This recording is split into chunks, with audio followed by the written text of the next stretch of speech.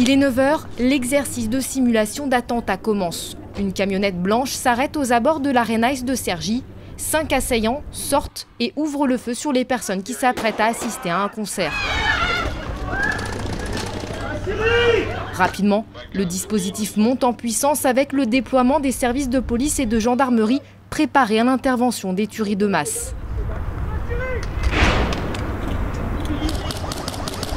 Les militaires de l'opération Sentinelle sont dépêchés pour assurer la sécurisation périphérique des lieux.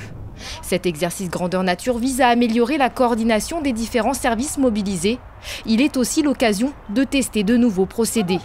Outre la sécurisation des lieux, l'urgence et l'évacuation des blessés. Des pompiers équipés de gilets et de casques pare-balles protégés par les forces de l'ordre viennent extraire les victimes. On s'est rendu compte lors des différents événements, type le Bataclan ou dans le cadre des retours d'expérience des différents exercices, qu'il y a un laps de temps très long qui s'est écoulé entre le début de l'événement et le fait que les forces de l'ordre, à juste titre, aient eu le temps de neutraliser complètement les assaillants. Donc là aujourd'hui, maintenant on s'est entraîné avec les forces de l'ordre et on est en capacité de s'engager sous leur appui et sur leur autorisation. On va pouvoir s'engager et faire des dégagements d'urgence pour sortir le plus rapidement possible les victimes de cette situation. Les blessés évacués sont amenés à quelques centaines de mètres des lieux de l'attaque, au point de rassemblement des victimes. Autre leçon tirée des derniers attentats, l'évacuation la plus rapide possible des blessés les plus graves. J'appelle en fait tous les réveils, toutes les réanimations de tous les hôpitaux aux alentours pour pouvoir savoir combien ils peuvent accueillir dans la possibilité, combien ils peuvent accueillir d'urgence absolue. Bilan de cet entraînement qui aura duré près de 2h30, un mort parmi les spectateurs et les 5 terroristes abattus.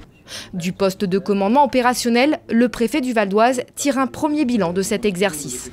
À chaque fois, c'est pour nous occasion de s'entraîner quand on est en exercice et dans tous les cas de débriefer, de tirer des leçons et d'imaginer la manière dont nous pouvons fonctionner mieux, plus rapidement, plus efficacement, éventuellement faire évoluer les matériels.